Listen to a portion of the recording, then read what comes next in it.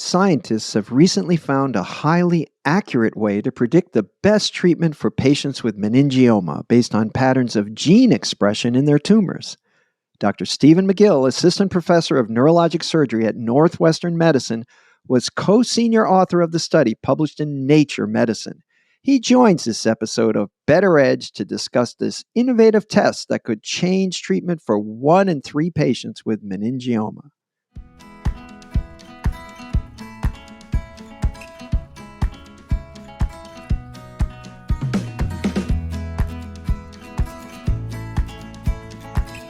Welcome to Better Edge, a Northwestern Medicine podcast for physicians. I'm your host, Dr. Andrew Wilner. Dr. Magill, please give us some background on the study you recently published in Nature Medicine. What motivated the research team to explore meningioma risk stratification and indications for postoperative radiotherapy? Thank you very much for having me. The motivation for this study was to understand when we need to escalate care for meningioma patients. Meningioma is the most common primary brain tumor, over 40,000 a year in the US. Of those, 80% are grade 1. About 20% are grade 2, which is about 8,000 patients a year, which is almost as many as there are glioblastomas in the US. If you have a grade 2 meningioma and we take it out, we don't have any marker to know whether you'd benefit from radiotherapy. So the motivation of the study was to try to create a biomarker that could predict who responds to radiotherapy. We also know that some grade 1 tumors that should be benign, you take it out, they don't come back, are more likely to come back. And we don't know why that happens. So we wanted something better than the World Health Organization grading to predict who is going to come back, which tumors will come back, and then also to figure out who should receive adjuvant radiotherapy after a meningioma is taken out. Right now, there are 2 randomized trials that randomize patients to 6 weeks of radiation versus observation for meningioma. Very few cancers actually have a randomized trial like that going on because we don't have any biomarker that will predict who would benefit from radiation. We can say, hey, your tumor looks a little bad, there's residual, but do we do all the radiation or not? And that was really the motivation for the study, to try to answer that question. Which tumors will come back and who benefits from radiation? Well, from the patient's point of view, that's really essential information. It's like, I don't want radiation therapy if I don't need it, right? Yeah. On the other hand, if I need it, I want it. And you don't have an answer, doc. So, okay. Now, back in the 20th century, when I went to medical school, there was a grading system for meningiomas based on what it looks like under the microscope. So are you telling me that that's insufficient? Yeah, exactly. Because as a surgeon and someone who cares for patients with meningioma, we see patients who have a grade 1 tumor, shouldn't come back every once in a while within a year. We don't know who that's going to be. I also have patients who are a grade 2 tumor, you take it all out and it never comes back, 8-10 years. So the grading scale says, hey, this is a worse tumor, the World Health Organization grade, but it actually behaves much more benignly. And then we also have ones where it says, hey, this is a benign tumor, and then it keeps coming back or is very invasive. And we don't know. So I think there's more that we can add to the World Health Organization grading. You know, it used to be when that would happen, and patients say, why did that happen? You told me it was a benign tumor and it's not. I would say, well, it's bad luck. So it sounds like we now have a more sophisticated answer to that it has something to do with the gene expression. So tell us about your study. What did you look at and how did you make some sense out of this? Yeah, those are the hardest conversations to have when the patient says, wait, this was benign, why did it come back? And I would say it's bad biology. And so by studying the biology, the mechanisms that are driving tumor growth, that's what gives us insights into actually differentiating, not just based on how it looks under the microscope, but what is the biology of the tumor. And so we did a large study that was published in Nature Genetics a couple of years ago, looking at DNA methylation, and we found some of the mechanisms that predict bad behavior. When we were looking at the molecular profiling on those patients, we looked at, in many of them, we had done gene expression profiling. And we looked at that and we actually found there's a 34 gene signature that could predict even better than the methylation profile, better than the World Health Organization grade, better than any of the other grading scales that have been proposed, incorporating other molecular features like copy number changes or things like that. And when we looked at it, it was the gene expression panel we found was an independent predictor. So it's actually adding new information, not just another way of looking at the same information that you get from methylation or from copy number changes or other markers of the tumor biology. So this sounds a little bit out of the wheelhouse of neurosurgery. Tell me, how did you come to sort of get involved with you need to be a geneticist and understand what's happening in the cell. How did you sort of incorporate that into your training? Yeah, it's actually what led me to meningioma because I trained as an MD PhD. I did a PhD in molecular biology and it was neuroscience, but my actual work was molecular biology, gene regulation, gene transcription, transcription factors, microRNA. So I was looking at all of those things that regulate gene expression. And so I was interested in that. And then I got drawn to neurosurgery as a clinician. And when I did my residency, I spent some time in the lab, did a postdoc fellowship for 1 year studying cancer biology. So all that came around as a physician scientist to help me focus on brain tumors. So my whole clinical practice is just brain tumors. I don't do spine or vascular or some of the other neurosurgical things. And nowadays, I think to be a modern tumor neurosurgeon, you really have to have a handle on these molecular biology, the features of the tumor, what's going on biologically, because the biology of the tumor actually guides what I do in the operating room. And I think that's why these advances are so important. Because if I know a patient has a high-grade meningioma that's recurrent, I'm going to be much more aggressive surgically because if I can remove that, do more of an oncologic resection, get clean margins, that risk is acceptable and is worth it for the patient because taking on that additional risk is worthwhile. Because if they get long-term disease control, because we actually remove all of the tumor and don't leave a little cell here or there, they can do much, much better. Whereas if this is a grade 1 tumor and it's benign, then any deficit is not worth it because we could treat with adjuvant radiotherapy and get long-term tumor control. But if you don't know that, and if we don't know the tumor biology and we don't understand the biology of the disease that we're treating, then I don't think we provide as good surgical care. So to me, those two interests really blended together, and it's really enjoyable as a career because we're making discoveries and then I can tell the patients, hey, this is why I think we should be more aggressive. Or in the flip side, once I do the surgery itself and I follow and care for these patients, this is why we should do radiation or we shouldn't. And that's really what this gene panel adds for us because I can then sit down with the patient and say, hey, they said it's a grade 2 tumor, but I got it all out.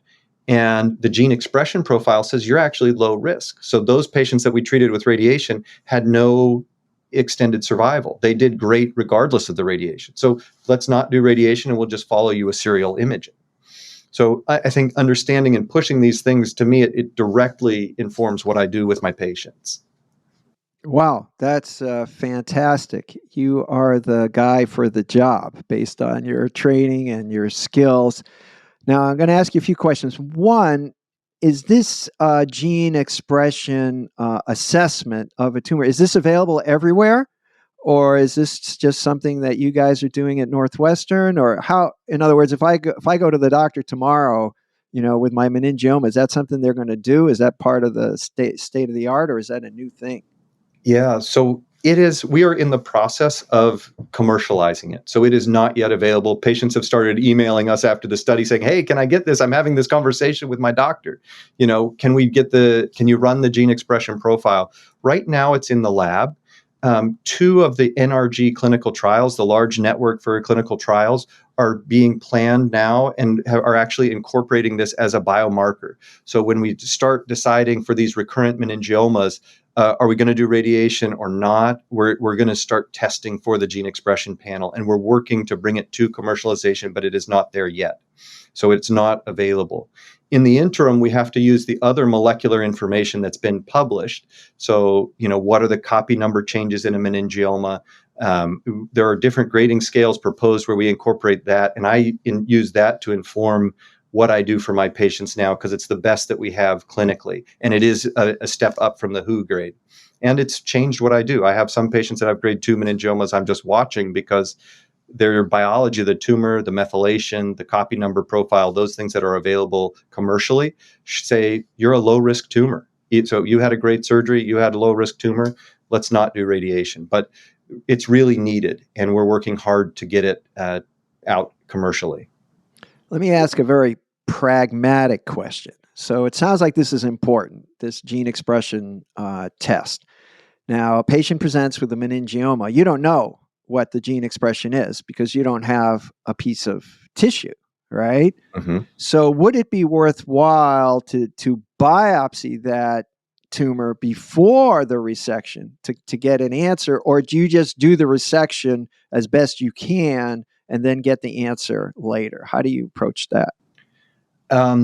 That is actually a conversation I have with patients, because the radiation dose we treat a meningioma with also differs from a grade 1 tumor that's treated at 50 gray versus a grade 2 tumor that we go up to 54 gray if you were treating with fractionated radiotherapy. Many meningiomas are treated primarily. And I have several patients in my practice who we've had that discussion. You could treat it primarily with radiation, but we don't know what the grade is. And finding out that grade would actually change the radiation dose that we would prescribe. And we have gone forward and done a biopsy of that where, it's in the cavernous sinus. It's in an area where resection would be more morbid than radiation. And we want to treat with radiation, but we'll go in and do a biopsy to get that information. It also is the foundation of our future research, because now that we have these tools, what we are starting to do is to look for radiomic features on the patients where we've taken their tumors and say, hey, we know this is the radiomic features of a gene expression profile, low risk, medium risk, or high risk. And we can then start to have a better idea, and we can look at the tumor and say, hey, it looks like a meningioma. You want to treat with radiation, but this actually looks, based on the radiomics, like it may be a higher risk. And therefore, that might push me more to get a biopsy. Particularly, it comes up with the asymptomatic patient. Someone who has symptoms, big tumor, like yesterday, I took out a 7-centimeter one. The lady was hemiplegic from it, or hemiparetic. And so last night we took out this large tumor. Today she can move her arm. She couldn't open her hand before, and now she's like this. I walked in the room just before I came here, and her strength is back. That patient, she needs the tumor out. There's no question there. But if you come in, you had a car wreck, you find an incidental small meningioma, what do we do about this? That's really, I think, the exciting part moving forward for the next steps is, as we have these biomarkers, can we then correlate it with either radiomic, like non-invasive tests, or a blood sample where we could sample something from your blood that might tell us what's going on with the tumor. So that's what we're pushing now in the lab, and sort of where we're at on the research front.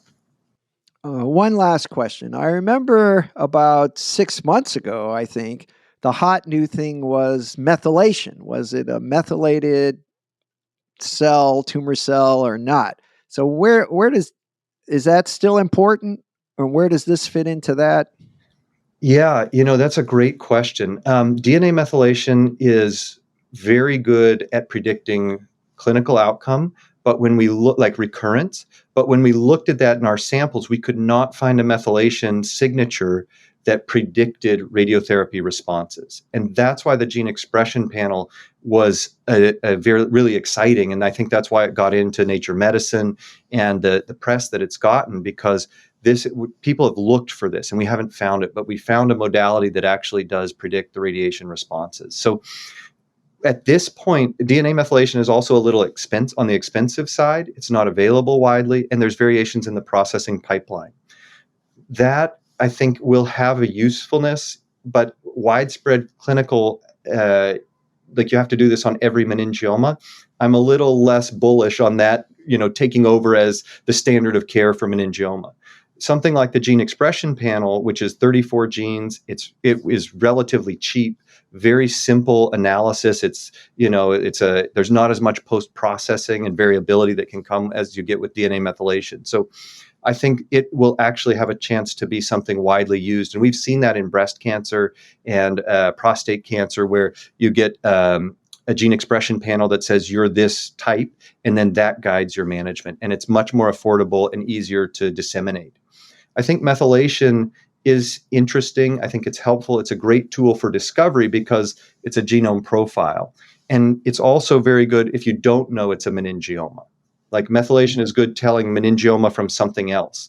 If you don't know what it is in brain tumors, it's very useful in the pathology gray areas. But I think within meningioma specifically, I don't see it being a huge, widely must-have. But at this point, I think the gene expression panel really could be that. Okay, well, that was so interesting. I'm going to ask you one last question, which is, what are the next steps for your research? Yeah, the next steps for our research are really applying this in a prospective manner, number one, so we can validate it prospectively. That takes years. So we're starting some clinical observational studies to validate that. And then the things that we began talking about, like how can we do this? How can we get the answer to this without having to open your head and get access to the tumor? So either radiomic or blood-based correlates of what we're seeing on those tumors. And I think that will, alleviate the need for a biopsy, provide really informed patient care up front. And as I had talked at the beginning, knowing whether it's a grade 1 or grade 2 tumor can affect your surgical approach, your surgical aggressiveness. Whereas if it's a very low risk tumor, leaving a little bit in a high risk area is, not a big deal. Save the patient a deficit. They are going to live for years with their meningioma. But I think if I know that ahead of time, that really gives me power as a surgeon to make the best decision intraoperatively for my patients. And so I think that's where we'll see that translated. And I'm excited to see that happen. Dr. Magill, thanks very much for this great discussion on advances in meningioma treatment. Thank you, Dr. Wilner. To refer your patient or for more information, head on over to our website at breakthroughforphysicians.nm.org/neuro to get connected with one of our providers. And that wraps up this episode of Better Edge, a Northwestern Medicine podcast for physicians. Thanks for listening.